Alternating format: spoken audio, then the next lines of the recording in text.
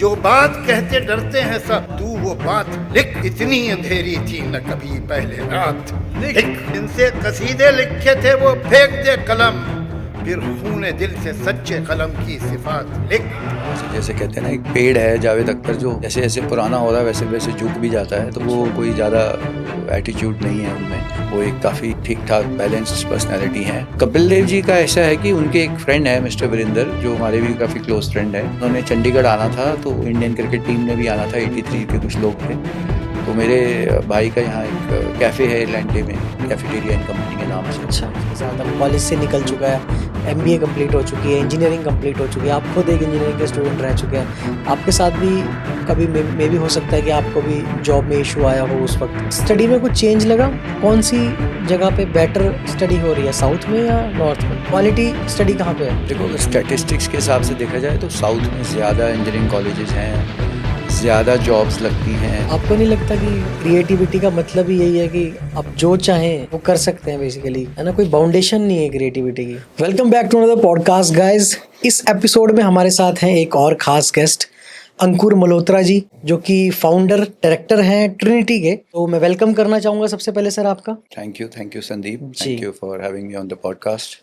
तो शुरुआत करते हैं सर आपके शुरुआती दिनों से ही, कि आपने कैसे ट्रिनिटी की शुरुआत की, क्या गोल थे आपके, क्या चैलेंजेस आपको उस वक्त आए इसे स्टार्ट करने में?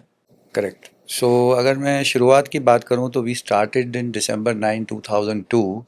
Almost you can say it's about 22 years of my company.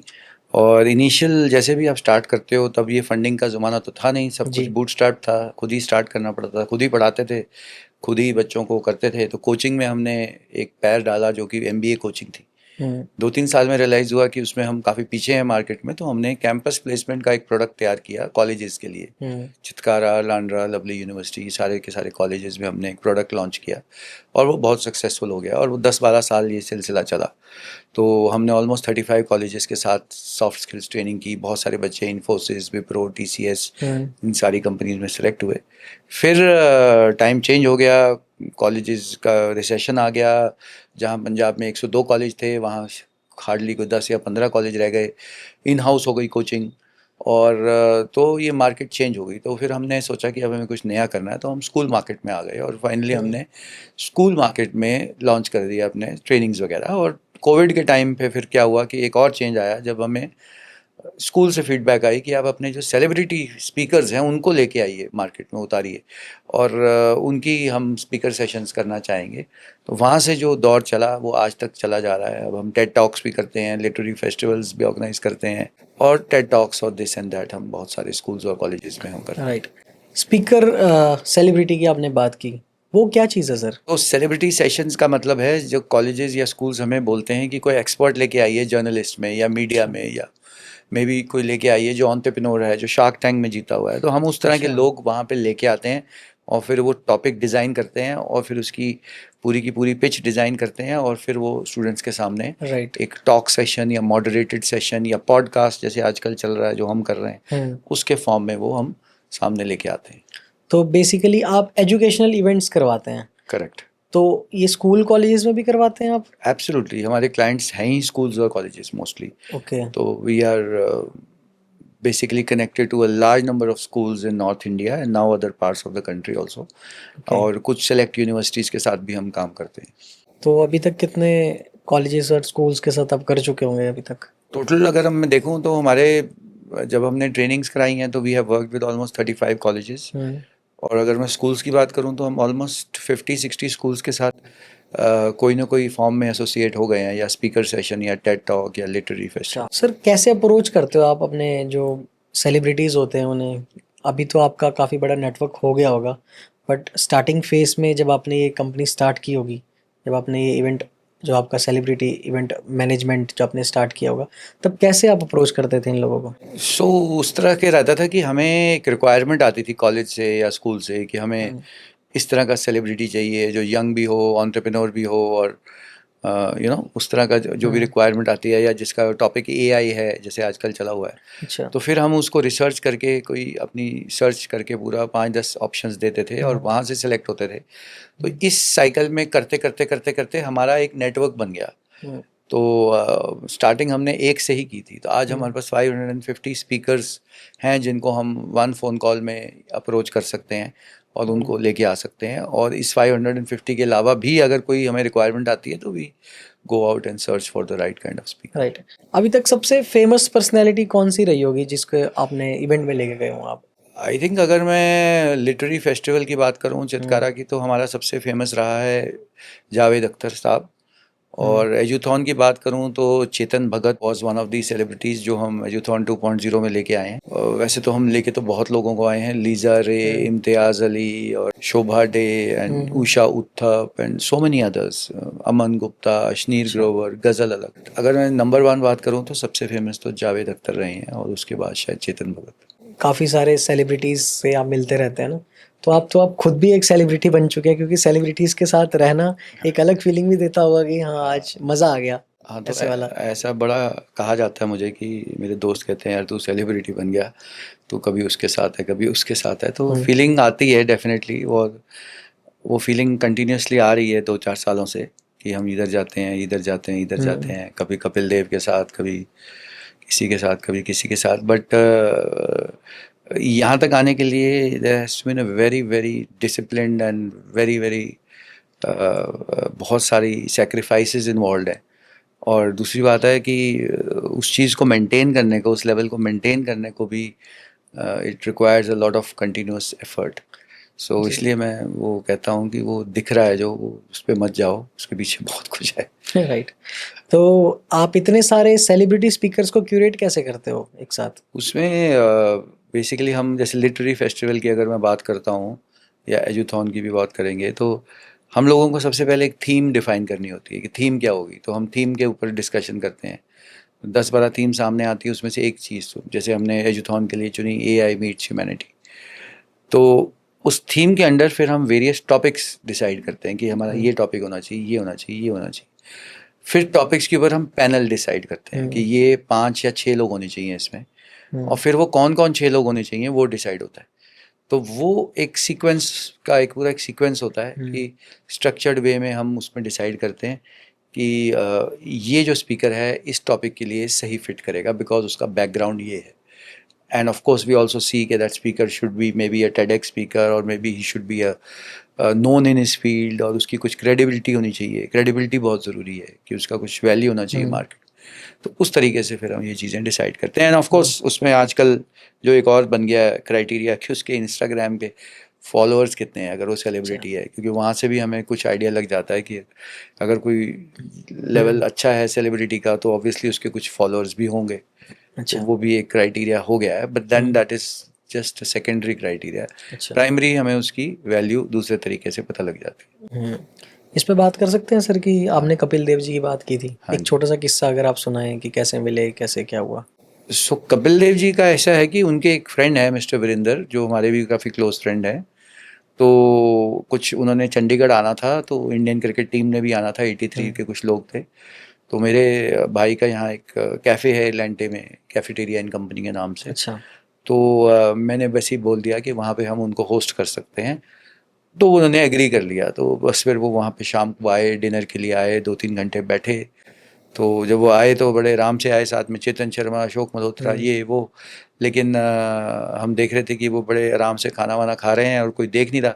लेकिन जैसे जैसे थोड़ा टाइम बीता, आधे पौने घंटे में लोगों को पता लग गया कि कपिल देव आए हैं, तो धीरे धीरे लोग आने लग गए, फ़ोटो खिंचाने लग गए। और पूरा मेरे ख्याल अल्टीमेटली ये हो गया था कि हमें दरवाज़ा बंद करना पड़ गया कैफ़े का आफ्टर 1 आवर। कभी ऐसा हुआ है कि क्योंकि आप इतने सेलिब्रिटीज़ के साथ रहते हैं, कुछ लोग आपको भी पहचानने लगे होंगे, है ना, देखते ही पहचान लेते होंगे या उनके साथ आप रहते हो, तो कभी ऐसा हुआ है कि आपके साथ भी किसी ने फ़ोटो करवाई हो? कभी ऐसी सेलिब्रिटी फीलिंग आई है? ऐसे हुआ है अभी, कभी कभी ऐसा भी हो जाता है। अच्छा। दैट इज़ ट्रू, बट ऐसा डेफिनेटली हो जाता है कभी कभी। और इतने सारे सेलिब्रिटीज़ के साथ आप घूमोगे तो इस तरह की सिचुएशंस अक्सर कैसी आ फीलिंग रहती है उस टाइम पे? नहीं, तो फीलिंग तो अच्छी है काफ़ी, it's a good feeling, definitely it's a good feeling. And but वही मैंने जैसे बात बताई ना आपको, उसके बारे में देखना पड़ता है कि what has gone into it. इनसे तो आपके फिर पर्सनल रिलेशंस अब बन ही चुके होंगे? हाँ, ऑब्वियसली ज़ाहिर सी बात है, जब आप किसी को मिलते हो तो कुछ लेवल पे आपका स्टार्ट हो जाता है। कई जगह वो आगे बढ़ जाता है रिलेशनशिप, कई जगह वो प्रोफेशनली रह जाता है। तो डेफिनेटली चेतन भगत को हम वैसे भी मेरे जो बड़े क्लोज फ्रेंड है केतन भगत, वो उनके रियल भाई हैं। अच्छा। तो उनके बारे में हम बहुत पहले से हमें पता है कि उनका क्या काम है, क्या क्या किया है उन्होंने। तो राइट। उनके मदर भी मेरे घर में आए हुए हैं, तो एक तरह से एक अंडरस्टैंडिंग है। कहीं आपने ऐसा तो नहीं सोचा स्टार्टिंग में कि आपके पास काफ़ी सारे नेटवर्क्स हैं तो उनका यूज़ कर लिया जाए और एक सेलिब्रिटी मैनेजमेंट ऑर्गेनाइजेशन खोल दी जाए या कंपनी खोल दी जाए? ऐसा नहीं है, ऐसा नहीं हुआ, वो बीच में ऐसा हुआ।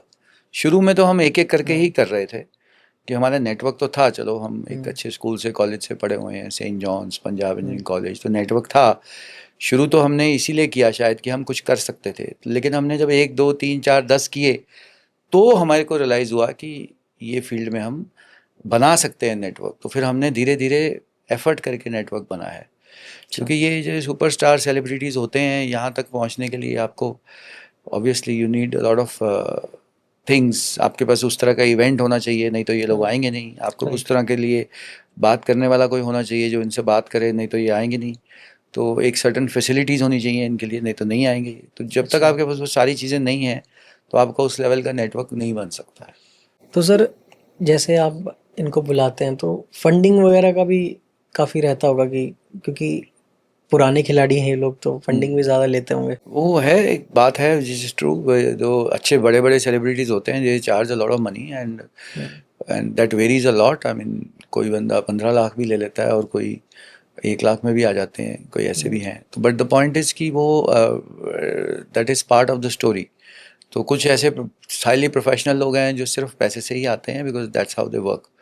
कुछ दूसरे हैं जो थोड़े रिलेशनशिप ओरिएंटेड होते हैं, वो 1 2 बारी आ जाएंगे तो एक आधी बारी वैसे भी आपको oblige कर देंगे, कोई डिस्काउंट मिल जाएगा, कुछ हो जाएगा, थिंग्स लाइक दैट। कोई ऐसा इंसान, कोई ऐसा सेलिब्रिटी है आपकी लाइफ में जो सोशल वर्क पे ज़्यादा ध्यान देता हो कि जब जिसे लगे कि हाँ मैं किसी की लाइफ बदल सकता हूँ, स्टूडेंट्स की लाइफ में कुछ मैं कुछ नया कर सकता हूँ या कुछ सिखा सकता हूँ, तो मैं वहाँ पे पैसों के लिए नहीं जाऊँगा, बस मुझे सिखाना है बेसिकली? ऐसा है, एक हमारे 550 में से एक इंसान ऐसा है, उसका नाम है अमित पांडे।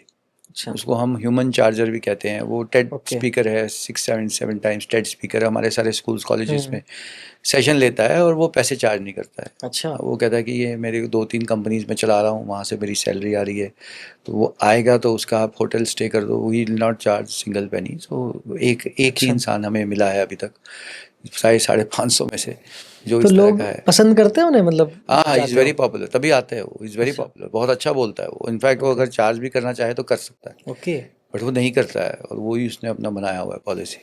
तो उसको ये होता है कि मैं बस इधर उधर जाके लोगों को मोटिवेट, अपनी स्टोरी बताता है और मोटिवेट करता है। बट ज़्यादातर क्या 99.9% लोग पैसे लेते हैं, चाहे वो कम भी लें। जावेद अख्तर और चेतन भगत जी की आपने बात की, तो ये इंसान जैसे रियल लाइफ में दिखते हैं, क्या ये रियल लाइफ में भी वैसे ही हैं? आपको काफ़ी क्लोज एक्सपीरियंस होगा इनके साथ, क्योंकि हाँ मैंने हाँ सुना है कि जब कोई इंसान सेलिब्रिटी बनता है तो बहुत सारे चेंजेस उसकी लाइफ में, उसके बिहेवियर में आते हैं। हाँ। तो अगर इन दोनों की बात करूँ तो ये रियल लाइफ में भी काफ़ी ग्राउंडेड हैं। एक तरह से जैसे कहते हैं ना, एक पेड़ है जावेद अख्तर, जो जैसे जैसे पुराना हो रहा है वैसे वैसे झुक भी जाता है। तो वो अच्छा। कोई ज़्यादा एटीट्यूड नहीं है उनमें। वो एक काफ़ी ठीक ठाक बैलेंस्ड पर्सनालिटी है।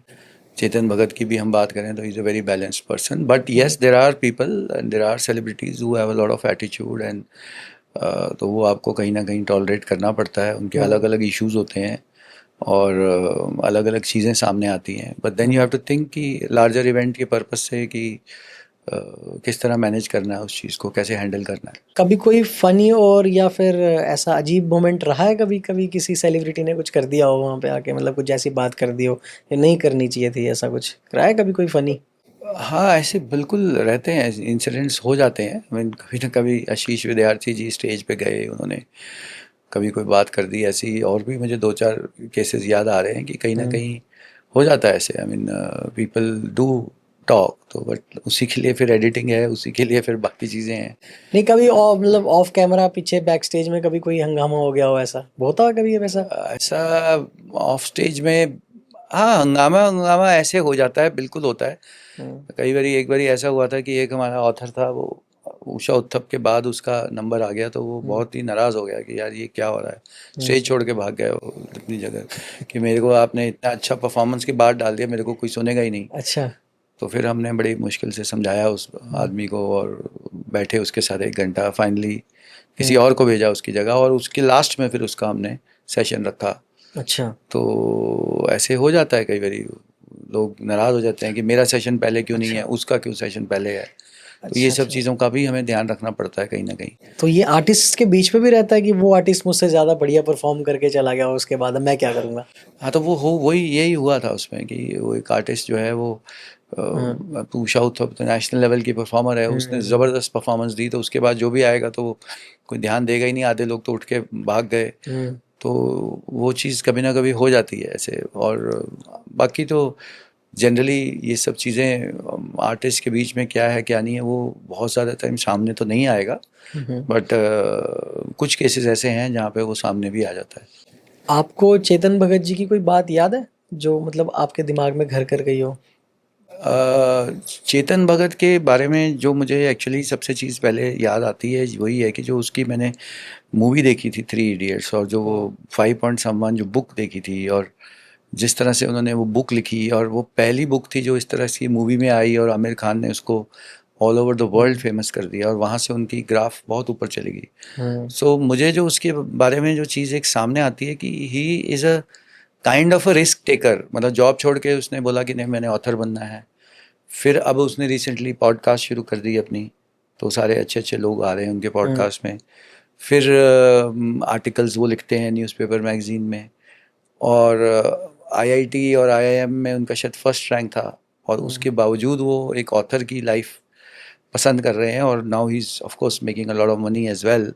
बट द पॉइंट इज़ कि उनकी लाइफ एक बहुत ही एक इंडियन एक नॉर्मल इंसान जो चाह रहा है वो उन्होंने करके दिखाया है। और सारे शायद लोग इसलिए पसंद करते हैं कि एक इंजीनियर हैं वो, और इंजीनियरिंग करके वो एक ऐसे मुकाम पे पहुंच गए हैं जिसका इंजीनियरिंग से कोई लेना देना भी नहीं है, और बहुत ही एक फेमस पर्सनैलिटी बन गए हैं।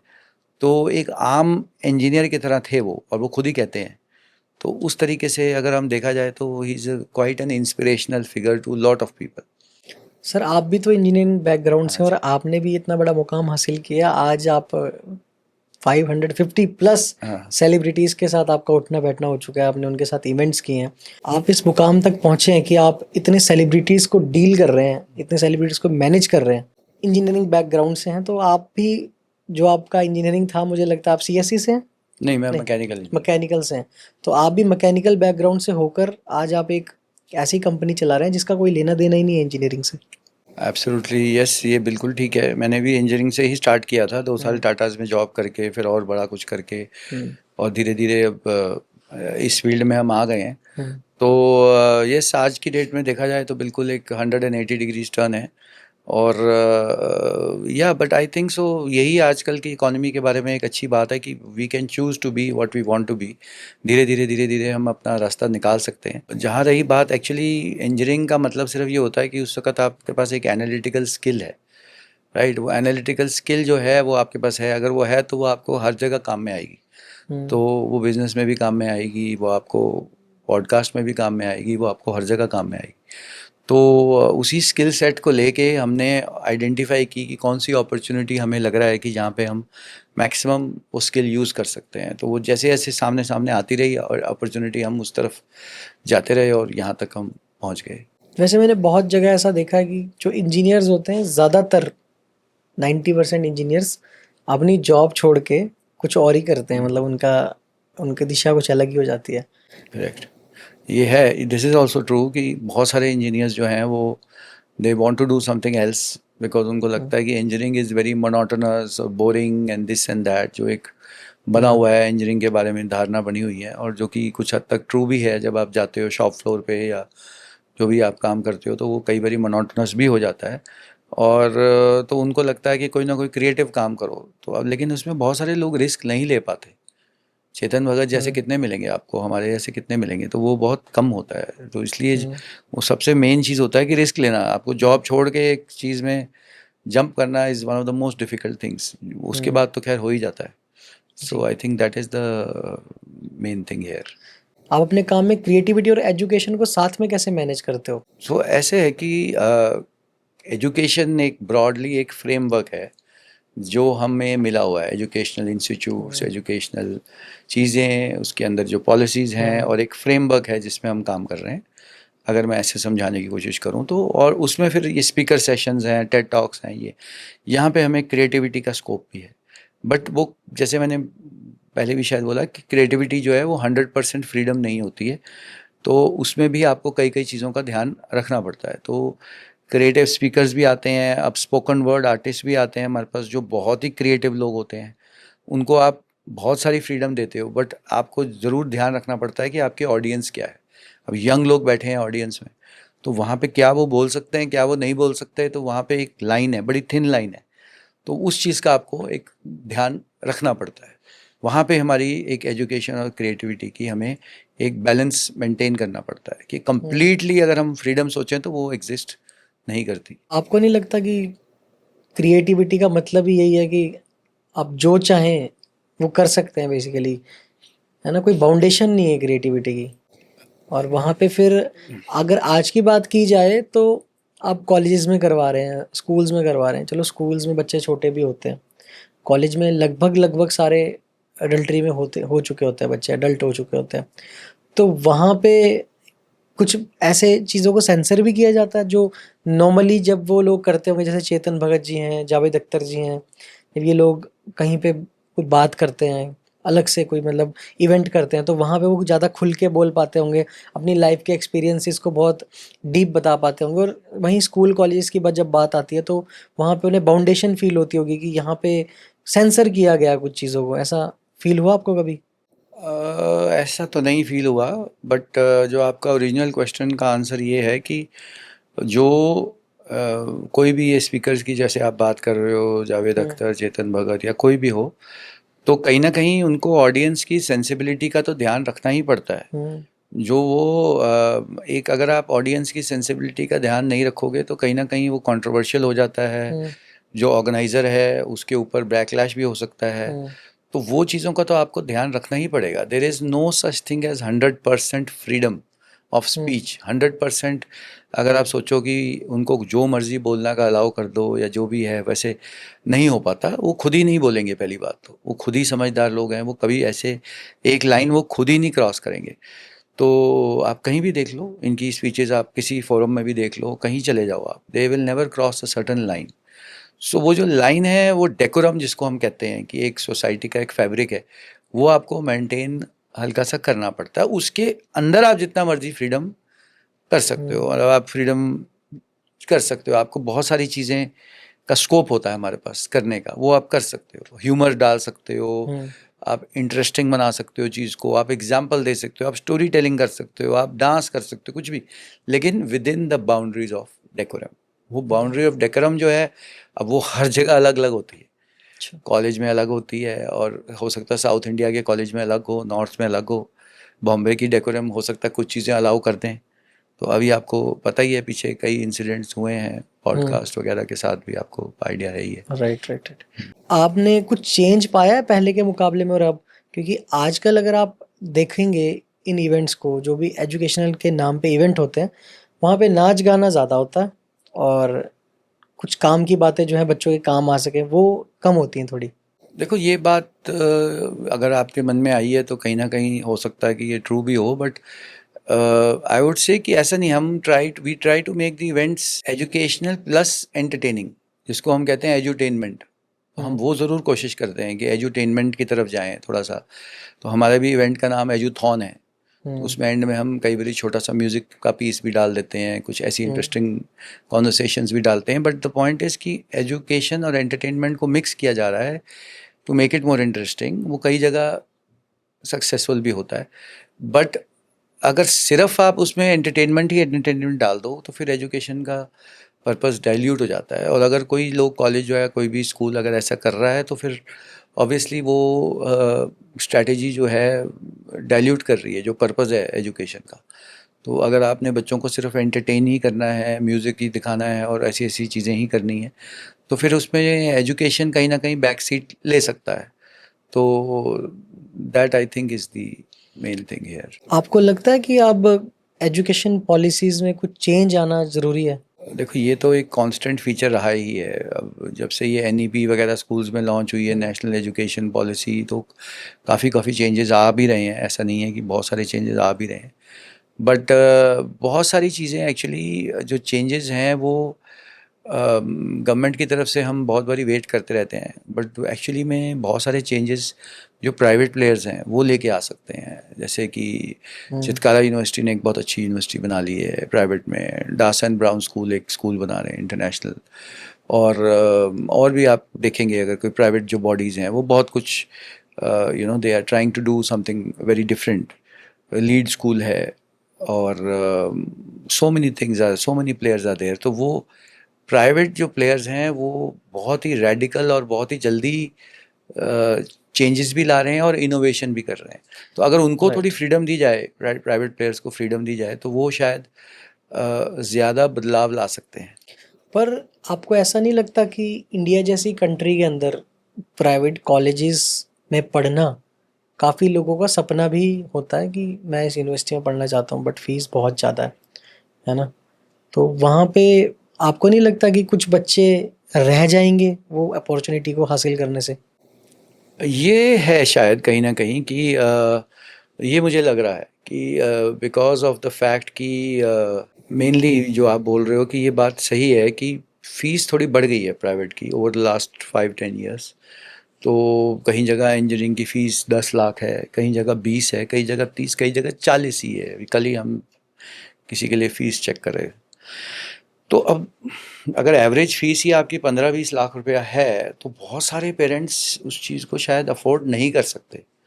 तो वहाँ पे गवर्नमेंट का एक रोल एक हो सकता है कि वो अपने जो इंस्टीट्यूट्स हैं, चाहे वो एनआईटीज़ हैं या बाकी इंस्टीट्यूट्स हैं गवर्नमेंट के, उनको थोड़ा अपग्रेड करे, उनको भी थोड़ा कॉम्पिटिटिव बनाए, ताकि लोग वहाँ भी जाना चाहें। क्योंकि हो क्या रहा है कि वो इंस्टीट्यूट्स थोड़े पीछे रह रहे हैं कई चीज़ों में।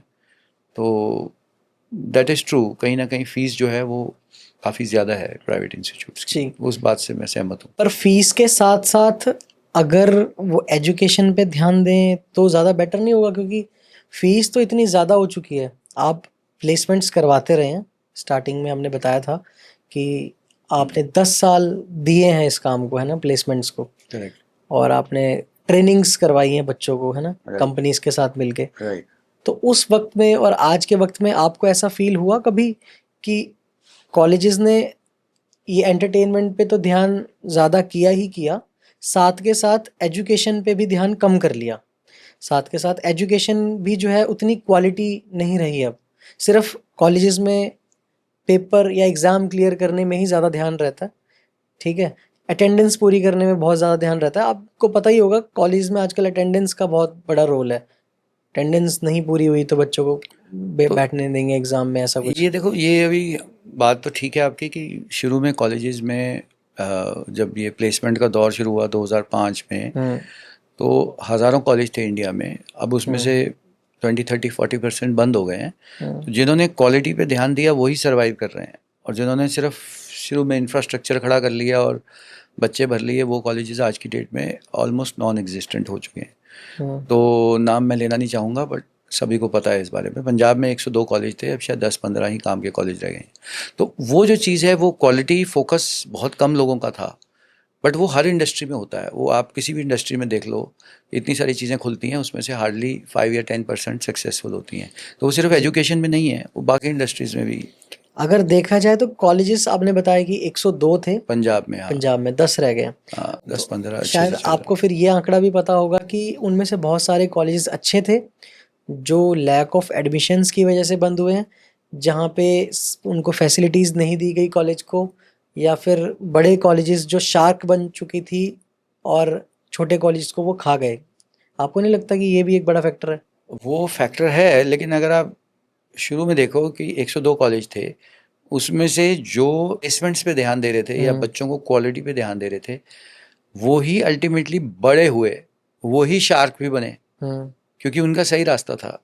और जिन्होंने ध्यान ही नहीं दिया प्लेसमेंट्स में, वो बिल्कुल ही एडमिशन्स कम हो गई वहाँ, जैसे आप खुद कह रहे हो। तो लैक ऑफ एडमिशन्स हो गई, फंड्स नहीं थे तो वो बंद हो गए। तो बेसिकली पॉइंट ये है कि जिसने इस चीज़ को पहले समझ लिया कि हमें तो बच्चों का ध्यान देना है, अगर हम बच्चों पे ध्यान देंगे, उनकी प्लेसमेंट कराएंगे तो ही हमारा काम चलेगा, तो वो वाले कॉलेजेस आज सक्सेसफुल हैं और ये ऑल ओवर इंडिया यही है। तो आप इंडिया की बात करें तो आप नॉर्थ में काम करते हैं, साउथ में करते हैं, ऑल ओवर पैन इंडिया? हम नॉर्थ में ज़्यादा करते हैं और हैदराबाद में भी हमारे पास 1-2 कॉलेजेस के साथ काम करते अच्छा, बच्चों को ऐसे ही पास कर देते हैं कॉलेज में, पैसे भी लेके कभी कभार कर लेते हैं ये। चलो ये वाली बात तो ऐसी है कि नहीं सामने आती है कभी, और सच्चाई तो है। देखिए, करप्शन तो हर जगह, हर हर सेक्टर में करप्शन है। बट जब बच्चों को सिर्फ और सिर्फ पास कर दिया जाता है, last at at the end जब बात आती है, आपने बोला ना अभी कि प्लेसमेंट्स नहीं मिलती हैं, तो उस टाइम पे बच्चा क्या करे जब ये सब हो चुका है उसके साथ? अब कॉलेज से निकल चुका है, एमबीए कंप्लीट हो चुकी है, इंजीनियरिंग कंप्लीट हो चुकी है, आप खुद एक इंजीनियरिंग के स्टूडेंट रह चुके हैं, आपके साथ भी कभी मे भी हो सकता है कि आपको भी जॉब में इशू आया हो उस वक्त। और आज के स्टूडेंट्स के लिए आप क्या कहोगे कि हाँ, अगर उनके साथ ऐसा कुछ सेम हुआ है तो वो क्या करें हम? तो हमारे टाइम में तो एक्चुअली हम पंजाब इंजीनियरिंग कॉलेज से थे जहाँ प्लेसमेंट हो जाती थी आराम से, तो हमारी तो हो गई थी टाटाज में। बट अगर हम आज की बात करें तो सीधी सी बात तो ये है कि आप कॉलेज पे डिपेंड नहीं कर सकते प्लेसमेंट पे, बिकॉज हज़ारों की तादाद में बच्चे हैं। कोई कंप्यूटर साइंस नॉर्मल भी 1000-2000 बच्चों से कम नहीं किसी कॉलेज में। तो अगर आपको डिपेंड करना है तो what you can only do is increase your skill set. अब अपना स्किल सेट बढ़ाओ, अपने कैपेबिलिटी बढ़ाओ और फिर आप ओपन मार्केट में अप्लाई कर सकते हो साथ के साथ। आपको ज़रूरी नहीं है कि कॉलेज की प्लेसमेंट सेल पे ही डिपेंडेंट रहना है, तो आपको साथ साथ ओपन में भी अप्लाई करना है। तो अगर आपको लेटेस्ट चीज़ें पता है कि आजकल एआई में क्या चल रहा है, चैट जीपीटी में क्या कोर्सेज हैं, आपने वो कोर्सेज कर रखे हैं, तो आज भी आपकी डिमांड है। आपको सिर्फ अपने आप को अपग्रेड करना है और आपको अपने आप को मार्केट के सामने किसी तरीके से लेके जाना है, चाहे वो लिंक्डइन के थ्रू हो, चाहे वो एजेंट के थ्रू हो, चाहे वो प्लेसमेंट एजेंसी के थ्रू हो। तो आपको कोई मना नहीं कर सकता। It's a matter of time. 6 महीने लग जाएंगे, 7 महीने, but you will eventually get a job. But अगर आपकी स्किल्स ही नहीं है, फिर आप कॉलेज में हो, बेस्ट से बेस्ट कॉलेज में हो और बेस्ट से बेस्ट जगह पे हो, आपकी जॉब फिर नहीं लगेगी। तो आपको अपनी स्किल्स पे और अपग्रेडेशन पे फोकस करना चाहिए। आप सर नॉर्थ में भी काम कर रहे हैं, साउथ में भी कुछ जगहों पे काम कर रहे हैं, आपने बताया हैदराबाद में आप काम कर रहे हैं। हाँ जी। स्टडी में कुछ चेंज लगा? कौन सी जगह पे बेटर स्टडी हो रही है, साउथ में या नॉर्थ में? क्वालिटी स्टडी कहाँ पे है? देखो, अगर स्टैटिस्टिक्स के हिसाब से देखा जाए तो साउथ में ज़्यादा इंजीनियरिंग कॉलेजेस हैं, ज़्यादा जॉब्स लगती हैं, ज़्यादा चीज़ें हैं। बट हम ये भी देख सकते हैं कि ज़्यादा जॉब शायद इसीलिए लगती हैं कि वहाँ ऑलरेडी सेंटर्स भी ज़्यादा हैं कंपनीज़ के। इन्फोसिस, विप्रो, जितनी भी टॉप कंपनीज हैं, टीसीएस, इन सब के मैक्सिमम सेंटर साउथ में ही हैं। तो ये कहना कि भाई वहाँ के बच्चे ज़्यादा अच्छा कर रहे हैं, बट ये ज़रूर है कि साउथ के बच्चे शुरू से इंजीनियरिंग और इन सारी चीज़ों के ऊपर बहुत ज़्यादा फोकस्ड हैं, और नॉर्थ के बच्चे कुछ हद तक बाहर जाने के लिए ज़्यादा फोकस्ड हैं कि बाहर वाली कंट्रीज़ जाएंगे और फॉरेन कंट्रीज़ में हम पीआर लेंगे और दिस करेंगे, दैट करेंगे। तो हमारे यहाँ नॉर्थ में उस चीज़ का बहुत बड़ा क्रेज़ है जी। तो बट साउथ के बच्चों को शुरू से एक क्रेज़ होता है कि हम इंजीनियर करके हमने इन्फोसिस में या कहीं अच्छी जॉब करनी है, उस तरीके। सर 2025 के अंदर ऐसी स्टूडेंट्स के लिए ऐसी कौन सी 3 स्किल्स हो सकती हैं जो उनके लिए काफ़ी फ़ायदेमंद हो आपके हिसाब से? देखो, एक तो बड़ी ऑब्वियस है कि आजकल कुछ भी हो रहा है बिना एआई के नहीं होता, तो एआई सर्टिफाइड होने चाहिए। तो एआई, चैट जीपीटी भी, इस बारे में सबको पता होना चाहिए। दूसरी जो स्किल है वो लीडरशिप स्किल या इंटरपर्सनल स्किल, वो बहुत ज़रूरी है। वो किसी जॉब में भी चले जाओ आप, आपको लोगों से डील भी करना पड़ेगा, आपको टीम भी बनानी पड़ेगी, आपको काम भी करवाना पड़ेगा। So interpersonal leadership skill is mandatory. तो वो आपकी दूसरी स्किल बनती है। तो एक आपकी टेक्निकल स्किल हो गई, एक आपकी लीडरशिप हो गई। तीसरी चीज़ मुझे जो लगता है आज की डेट में स्ट्रेस मैनेजमेंट, कि हर कोई बंदा जो है उसके पास अलग अलग टाइप के स्ट्रेसेस हैं लाइफ में। तो आपको एक सेंटर बनाना अपना बहुत ज़रूरी है, क्योंकि आप इधर देखते हो कोई बंदा कोई भी काम कर रहा है, उसमें 100 ऑप्शंस है, मैं ये भी कर सकता हूँ, वो भी कर सकता हूँ, ये भी हो रहा है, वो भी हो रहा है। तो I think to manage your stress is very important. So ये 3 स्किल्स सबसे ज़्यादा ज़रूरी होते हैं। ट्रिनिटी एक वेंचर से एक मिशन बन चुका है आज, तो उसके पीछे इस चीज़ का रोल सबसे बड़ा है? किस चीज़ का रोल सबसे बड़ा? किसी इंसान का आपकी ऑर्गेनाइजेशन में सबसे ज़्यादा बड़ा रोल हो, या आपका खुद का हो? हमारे ऑर्गेनाइजेशन में मेरा खैर रोल तो है ही है, बिकॉज मैं ही चला रहा हूँ ऑर्गेनाइजेशन को। बट आई थिंक कि हमारे केस में मेरी वाइफ का रोल बहुत रहा है, बिकॉज जब टफ टाइम था तो she took a lot of responsibility और बड़ी कैपेबिलिटी से उसने काफ़ी चीज़ें को संभाला हुआ है आज भी. सो आई थिंक उसका काफ़ी ज़्यादा रोल है इस चीज़ में. और because of her I could do whatever I could do. So एक काफ़ी मुझे एक चांस मिला है टू एक्सप्लोर वेरियस थिंग्स, क्योंकि कुछ चीज़ें they were taken care of. Goal क्या है इसका बेसिकली? गोल हमारा यही है कि to basically bring all the latest things in education, all the latest innovations to schools and colleges, primarily schools now. So जितनी भी latest चीज़ें हैं, whether it is to do with AI, whether it is to do with emotional well-being, whether it is to do with anything, जो latest चीज़ें चल रही हैं वो कैसे हम best schools वगैरह को पहुंचा सकते हैं. आपने सर काफ़ी बार AI का यूज़ किया, कितना बड़ा रोल है AI का आज की स्टडी में? आज की स्टडी में देखो हर चीज़ में AI है. सो अब ये नहीं कह सकते कि यार इस चीज़ में AI है और इसमें नहीं है. अब तो AI हर जगह ही है. सो इसलिए अब वो वाली बात नहीं रह गई कि हम अडॉप्ट करें या नहीं. You have to adopt. कितनी जल्दी अडॉप्ट करोगे उतना ही बेटर है, नहीं तो पीछे रह जाएंगे. सो आई थिंक सो आज की एजुकेशन में AI is part of everything. So you have to adopt it. The earlier you adopt it the better it is. और AI के साथ साथ जैसे हमारा एजुथॉन में हम थीम बनाया AI मीट्स ह्यूमैनिटी. तो AI का मतलब ये नहीं है कि आप बिल्कुल ही टेक्निकल रॉबोट बन जाओगे. इसमें ये भी ज़रूर है कि, और ये भी नहीं मतलब है कि आपकी जॉब चली जाएगी. लाइक लोग सोचते हैं कि AI आएगा तो हमारी जॉब चली जाएगी. ऐसा कुछ नहीं है. तो इसलिए हमने इसकी थीम रखी है AI meets humanity. Is again we are trying to bring the latest in innovation and latest in AI and other things to the school community. Trinity भी कहीं ना कहीं AI का यूज़ करती है अपने कामों में? बिल्कुल करती है. ट्रिनिटी में हम लोगों ने सबने सीखा हुआ है ChatGPT कैसे चलाना है. हमारी जो टीम करती है सोशल मीडिया वो सारा यूज़ करती है इसको all the time. So it's kind of done thing. जैसे मोना आजकल कोई भी बचा नहीं है, तो ट्रिनिटी भी यूज़ कर रही है इस चीज़ को. तो काफ़ी लंबा हो चुका है पॉडकास्ट. आखिरी सर से कुछ गोल्डन टिप्स ले लेते हैं. सर, जो यंगस्टर्स कुछ नया करना चाहते हैं एजुकेशन के लिए, कुछ इम्पैक्टफुल करना चाहते हैं, उनके लिए आपकी कुछ गोल्डन टिप्स क्या होंगी? जो यंगस्टर्स पास आउट हुए कॉलेज से, पास आउट्स लगा लीजिए, या फिर कोई एजुकेशन के लिए, मतलब जैसे आप क्रिएटिविटी को और एजुकेशन को यूज़ करके आप आपने इवेंट शुरू किया, एजुकेशनल इवेंट शुरू किया, ऐसे अगर कुछ कोई इम्पैक्टफुल काम करना चाहता है सोसाइटी के लिए, स्टूडेंट्स के लिए, एजुकेशन के लिए, तो उसके लिए क्या गोल्डन टिप्स होंगे आपके पास? गोल्डन टिप तो एक ही है कि there should be a lot of zeal. एक बहुत ही एक जुनून जिसको कहते हैं ना, वो होना चाहिए जब आप एंटरप्रेन्योरशिप में जाते हैं. चाहे वो एजुकेशन हो चाहे कोई भी हो, बिना जुनून के आप नहीं कर पाएंगे. Because so many obstacles come to you every single day. तो एक बहुत ही ज़बरदस्त जुनून होना चाहिए. और अगर वो जुनून है तो फिर और कुछ नहीं चाहिए, और अगर वो नहीं है तो सब कुछ भी है तो भी नहीं चलेगा. तो इसलिए वो एक ज़ील होनी बहुत ज़रूरी है कि नहीं यार हमने ये ज़रूर करना है. कम वॉट में वाला एटीट्यूड आपको चाहिए. दोस्तों, आज काफ़ी इंफॉर्मेटिव, नॉलेजेबल बातें हो चुकी हैं, और मैं मानता हूँ कि आपके काफ़ी काम भी आएंगी ये बातें. और सर ने अपनी लाइफ का एक्सपीरियंस शेयर किया है, ट्रिनिटी कैसे स्टार्ट हुई, आज कैसे इस मुकाम तक पहुँची है, और आपके लिए भी कि आपके अंदर जुनून होना चाहिए.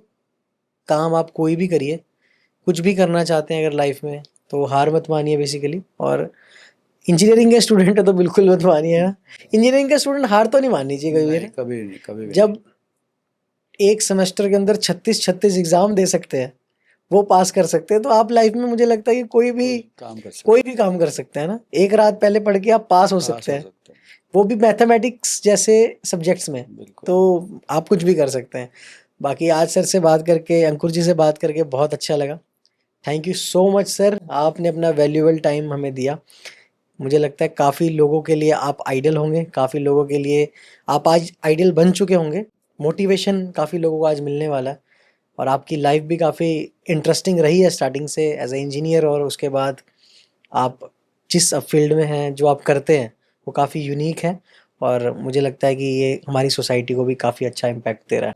Thank you so much sir. Thank you Sandeep, and thank you so much for hosting me. Thank you so much. Welcome.